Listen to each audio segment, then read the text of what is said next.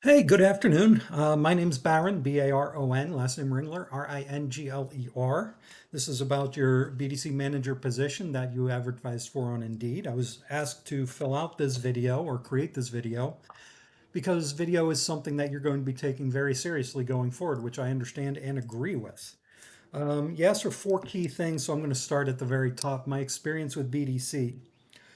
Let's go back to the very beginning. I am a car guy. I sold cars for 5 years, so I know what it's like to be on the floor. I ran a desk for 2 years, so I know what it's like to run a desk. And I was also an F&I for a year, so I know how a dealership operates and run. I speak the language. I started doing BDC work in 2001. I worked for a company called Cobalt, which is now CDK. My job was that they would basically direct me to a dealership and say, introduce them to BDC and create one for them.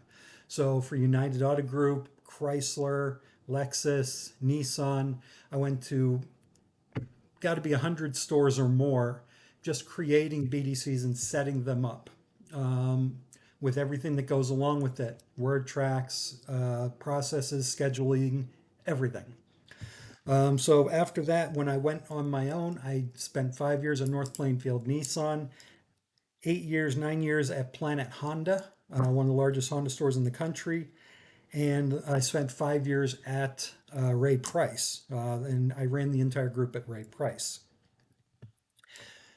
Metrics are tricky because I can make all the claims I want. So in the end, when we actually have a one-on-one conversation, I can go over the different ways that I created results because anybody can say they had results. It's the matter of how you create the results.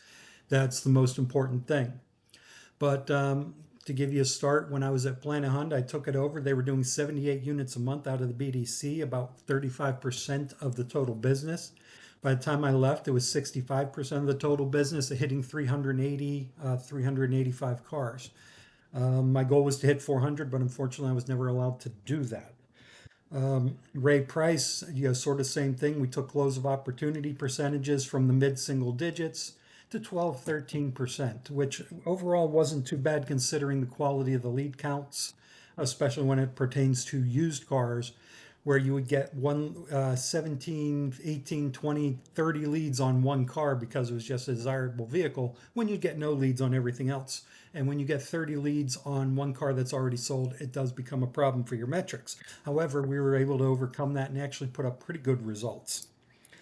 And the biggest thing about my results is that I do not see high internet rate closes and profitability as to be mutually exclusive. There is a way you can get good CSI, good closing metrics, and good profitability without having to get into your presence is your leverage, come talk to my manager, your presence is power, all of which I believe to be are pretty awful word tracks, and I've agreed with that since 2010.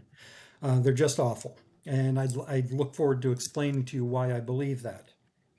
CRM experience, you guys are using Drive Centric now, which is, I'm actually in communication with them on a couple of things. I've never used Drive Centric. I want to use Drive Centric because uh, they do something that's interesting. A lot of the legacy CRMs, Vin Solutions, eLeads, Dealer Socket, etc. They're touting that they're adding on AI, artificial intelligence, where Drive Centric is come out and saying we have integrated AI from the very beginning. So it's all in part and parcel of their program, which means that it's going to run better, it's going to do more things, it's going to be more flexible in the end game. There's going to be more nuance to the program than there are going to be with, say, Vin Solutions or eLeads or anything like that. If you decided you want to run with Vin Solutions or eLeads, I'm an expert par excellence, probably one of the best end users in the country for Vin Solutions. Um, be that as it may, you don't use Vin Solutions. So would I have to learn Drive Centric? Absolutely. Can I learn to use Drive Centric? Absolutely. Once I learn it, will I be able to do things with that CRM that nobody else has probably seen before? It's a good possibility. Using video in the process, I'm always been a believer in. I want to introduce the car to a customer on video, whether it's on the website, whether it's in person, whether it's a salesman doing a walk around or somebody doing a manual walk around of the vehicle. It's not just a matter of, hey, here's a video of the car, isn't it look wonderful? Let's attach some personality to it. Let's get a salesman involved. Let's get a BD agent involved. Let's get them on film. Let's get them talking to the customer. Let's get them engaging. I'm going a little long, but I'm going to put this out there. The closing percentage, the appointment percentages, things like that, we put those off to the side at the beginning. The most important aspect of working with customers and selling cars online has nothing to do with how many appointments you set at first or how many of them show up. It has to do with how many people you contact. How many people are you speaking with, engaging with, having the back and forth with? If you're at 50% contact, you're going to make more appointments if you can get 70% contact. The old 50-50-50 rule. I make 50 contacts on 100 customers. Well, 25 appointments, 12 show, 6 sold. So if I'm going to increase my metrics without really delving into how somebody do something, which we can do after the fact, let's work on that contact rate. Because if I can contact 60 out of 100, now it turns to 30, 15, 7, and 8. And all I did was up the amount of contact. All I did was work to further out our processes with the customer. I'd like to get into more, but I think I've run over time already. Please give me a call. My number is on my resume, but I'll give it to you here, 848-250-0110. Give me a call. Let's talk about some possibilities. You can grill me. I love it when people try to put me through my paces because nobody's been able to really catch me yet, at least catch me unprepared.